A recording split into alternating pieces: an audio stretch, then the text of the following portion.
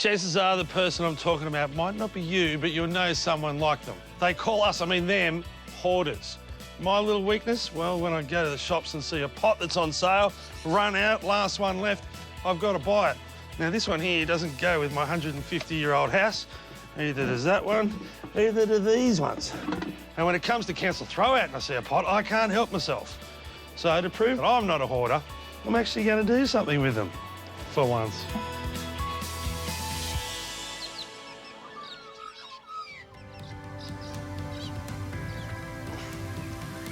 The one thing that all these pots have got in common is they're made out of like a poly, fiberglass, lightweight cement. So I can actually do something pretty unusual with them and turn them all on their head and cut out their bottom. I said bottom on TV. I'm loving the shapes of these two together, and I know I can do something with that because I'll cut out this ugly bit that's on top.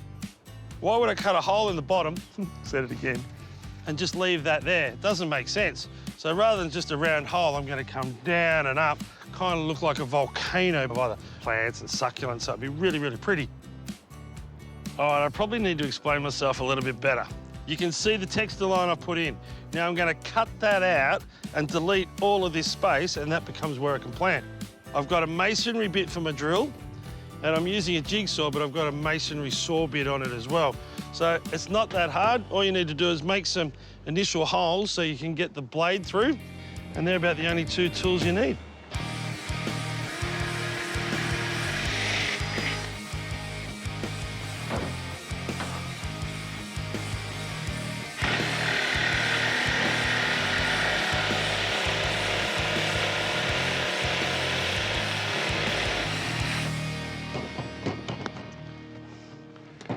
Now you got the shape, I'm just going to go around with a bit of sandpaper and clean up the edges.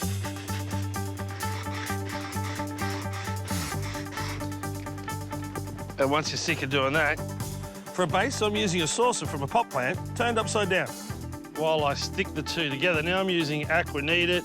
You could probably get some kind of silicone and a gun and run a rib around there, but I like playing with this stuff. Perfect, but it's got no drainage holes. And if we're going to plant something like succulents, they hate sitting in water. So drill a few in and Bob's your uncle. Don't do this on the kitchen bench. Now for an extra bit of drainage, you're gonna put some pebbles on the bottom. Traditionally, I'd use blue metal.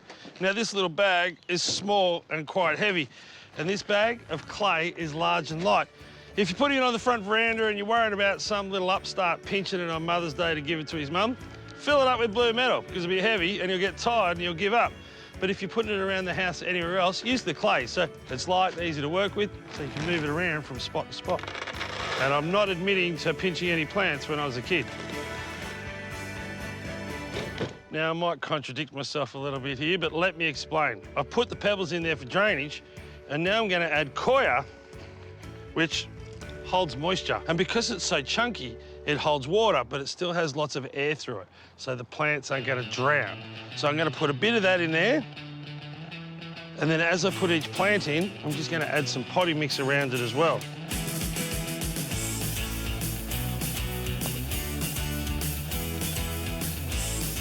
Now, if you've ever watched the show, you know me and Graham bang on about how tough and hardy succulents are. I mean, you could snap them off and plant them. So I'm taking off a fair bit of the soil and the root system. It doesn't really matter. If you know me by now, you know that I love trying to do things as cheap as possible. So rather than buying them all, maybe supplement some really crackers that you can't go without down at Bunnings. Go around your garden with a pair of secateurs and look what you've got. Or have you look over the fence, ask your friends and family, because the best thing about those ones is they're free.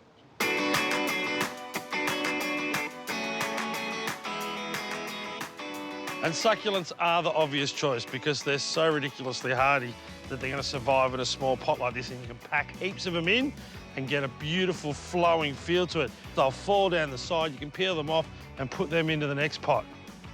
All we're going to do now, give these guys a drink, grab one for myself and find it a new home.